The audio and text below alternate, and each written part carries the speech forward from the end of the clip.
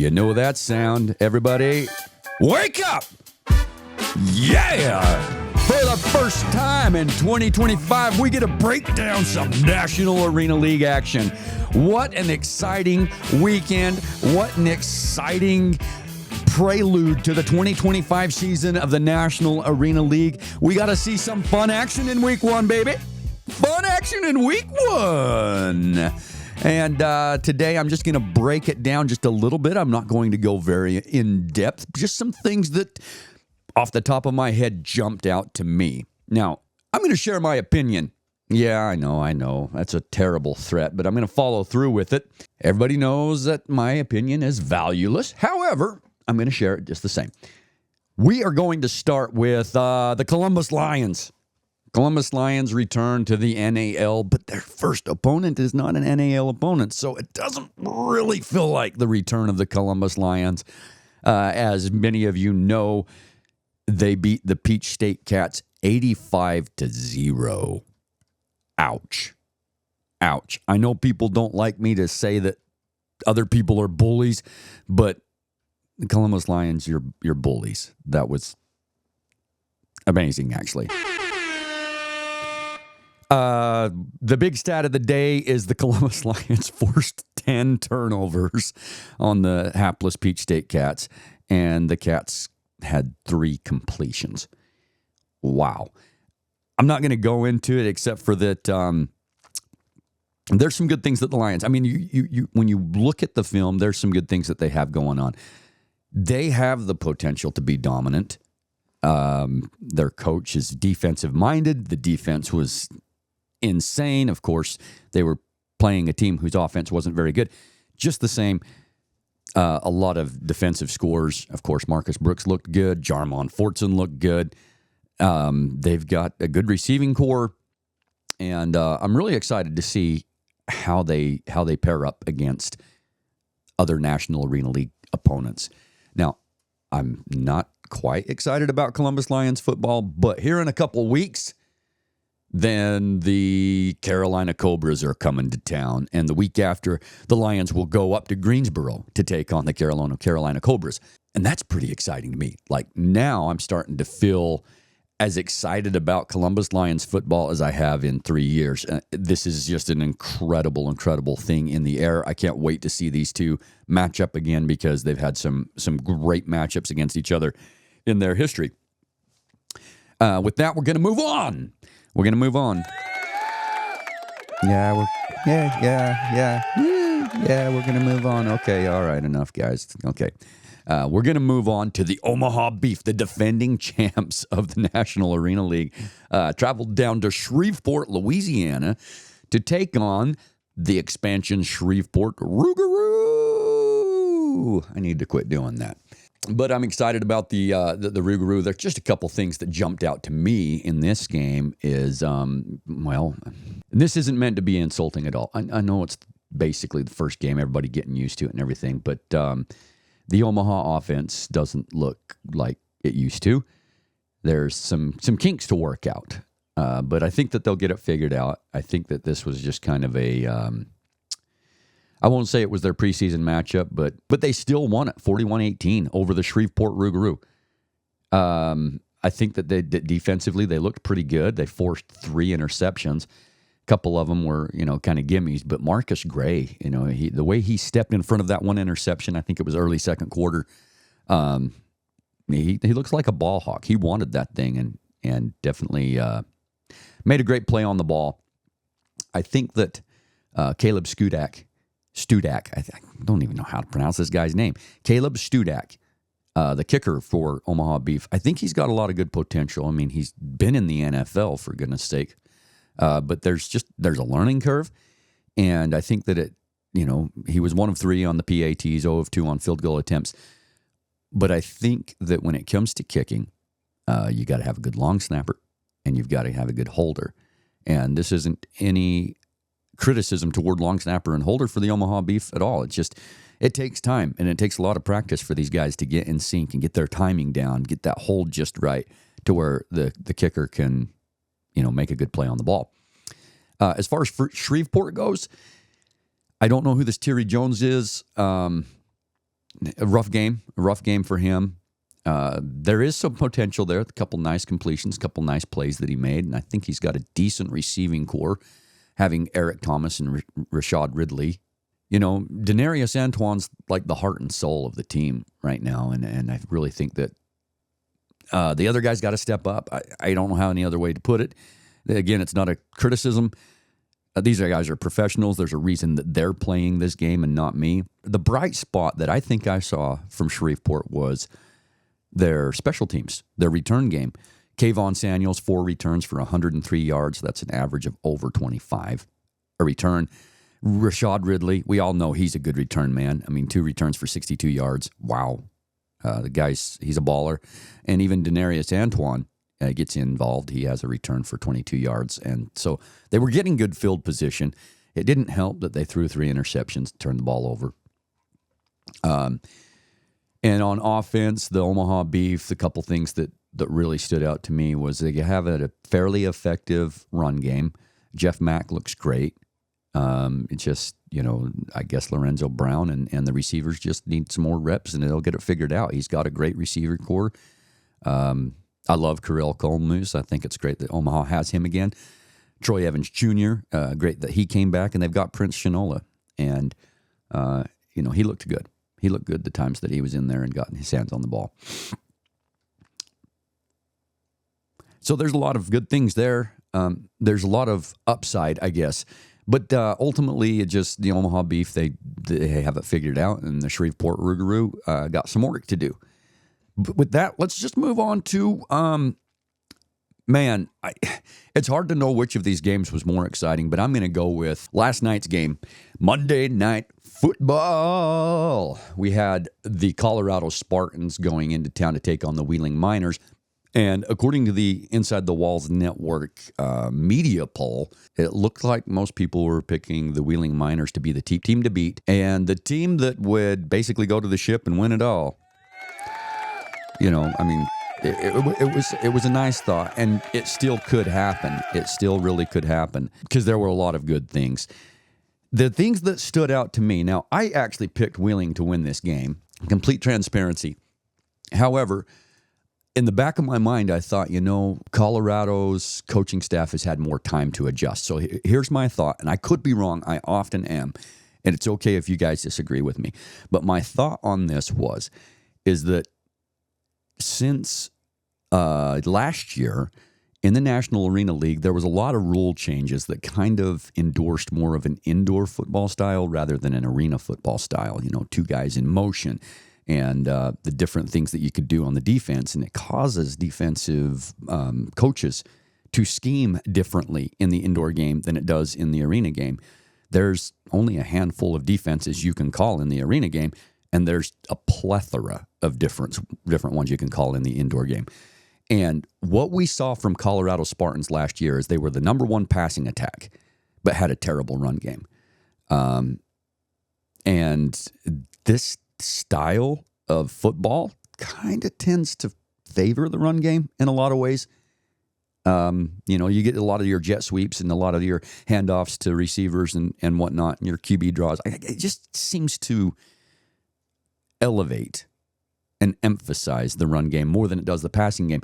But Colorado's passing game last year was incredible.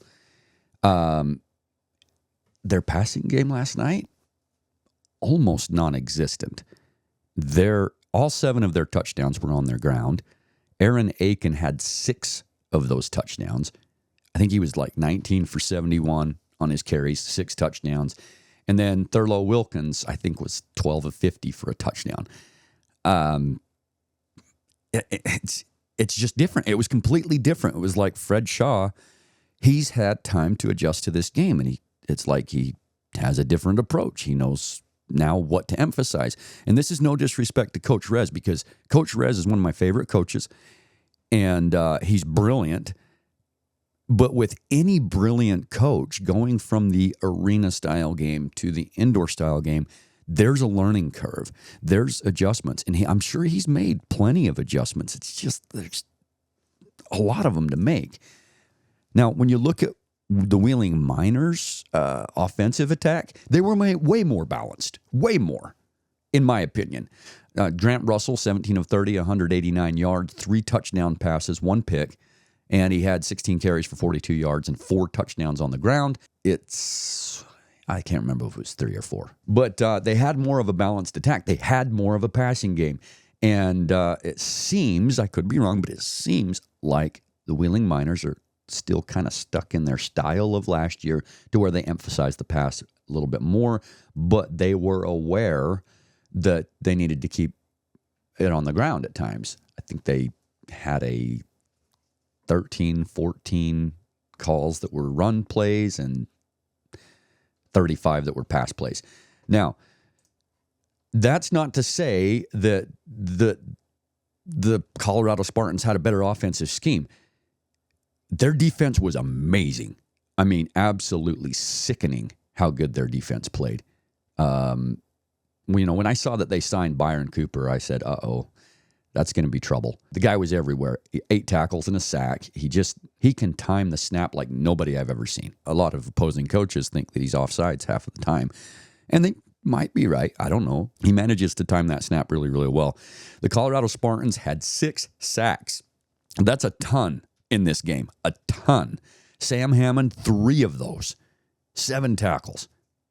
The guy was a beast. That's an impressive stat. But here's the other thing that jumped out to me. The Wheeling Miners, as far as I know, do not have a kicker on their team. And I know, all these coaches, why pay for a kicker or why have that guy take up a roster spot when there's much chance that he could miss a PAT as we miss a 2-point conversion. I get it. Some people make that decision, and I'm not questioning Coach Rez or whoever's making that decision on the Wheeling Miners. I just think that there's a lot of games that are 1 or 2 points. 1 or 2 points is the difference in the game.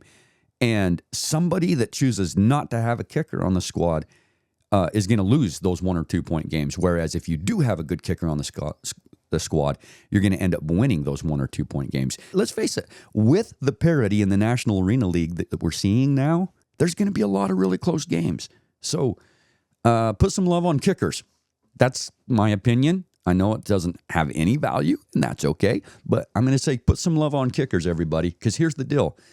The Wheeling Miners had as many touchdowns as the Colorado Spartans. Now, the Spartans, they had a kicker there that was 5 of 7 in PATs. And on one of the 2-point conversion attempts of the Wheeling Miners, the Spartans returned it for a 2-point play. So 49 points for the Spartans, 44 for the Wheeling Miners when they had the same amount of touchdowns, but they were only 1 of 7 on their 2-point attempts. That's the difference in the game, ladies and gentlemen.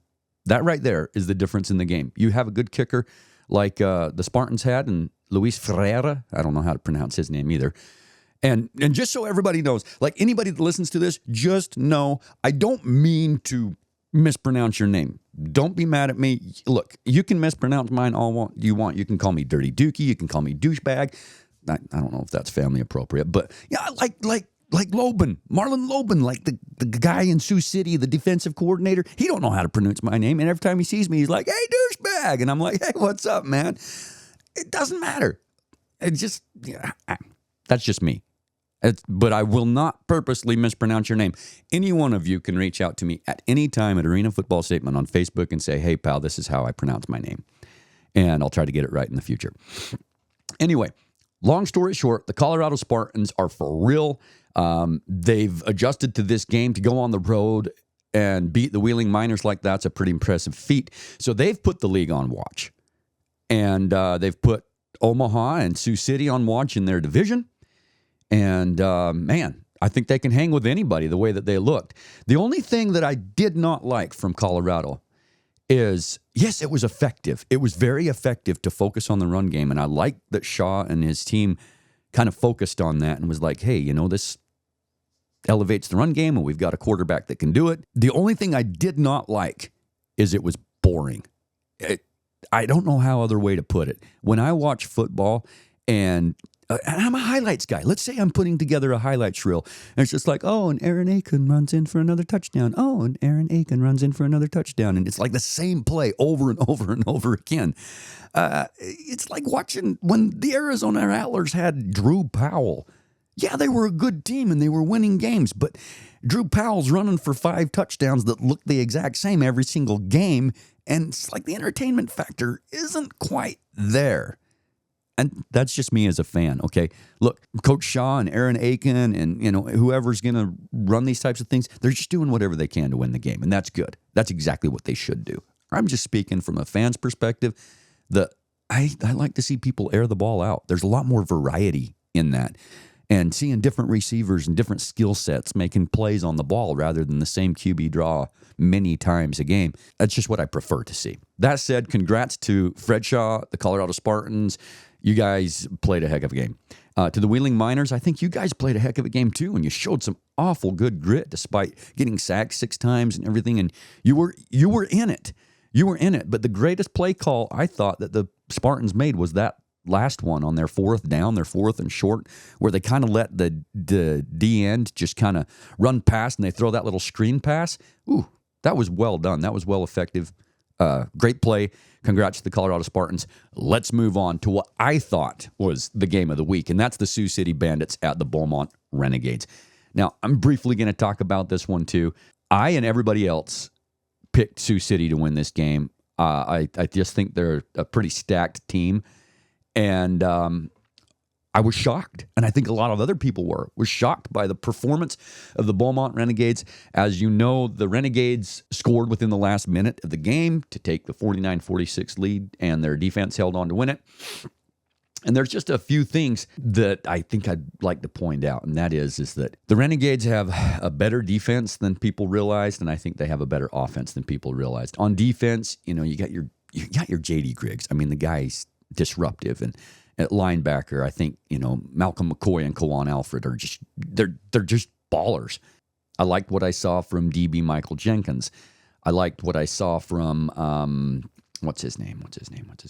Trey Taylor, and then that Ricardo Barnett, I think is the guy's name, who got the interception. That was a timely interception, by the way. Probably the difference in the game. But what stuck out to me, beyond offense and defense, was the special teams.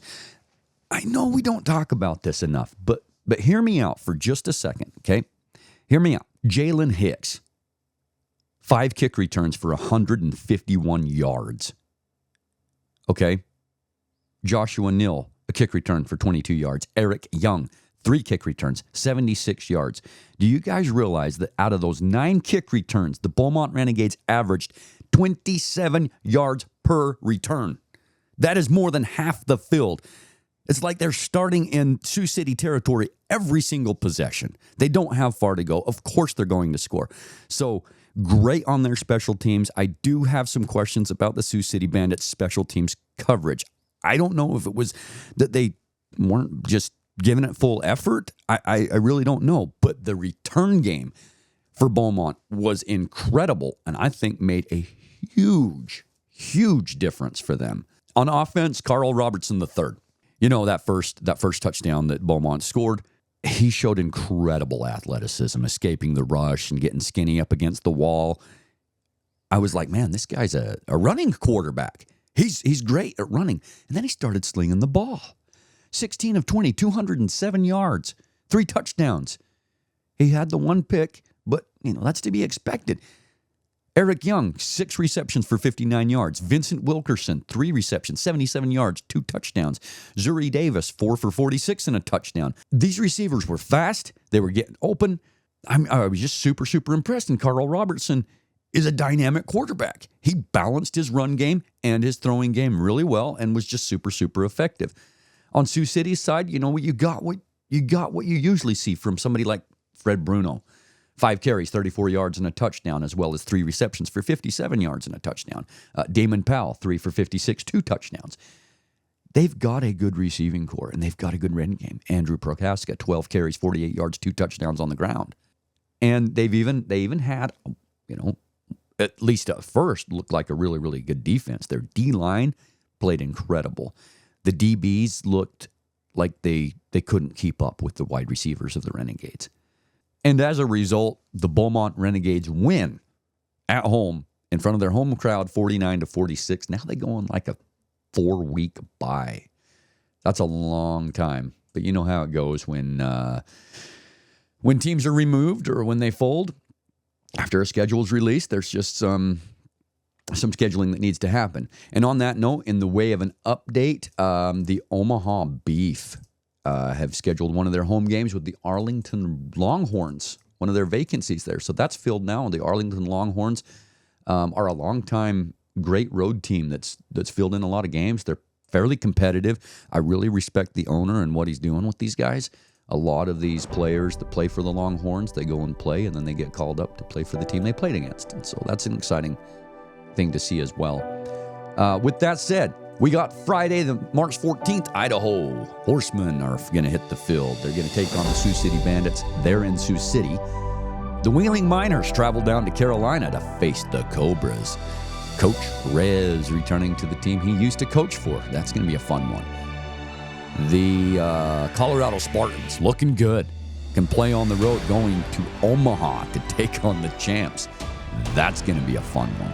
So there's 3 really exciting games coming up. We finally get to see the Idaho Horsemen and the Carolina Cobras in action. We get to see what they bring to the table. And, man, I'm just excited for week 2. And as always, I'm grateful for you guys taking the time to listen. That's it, ladies and gentlemen. Shuffle to the right, shuffle to the left. Join me next time, if there is a next time, on Around the NAL. Goodbye.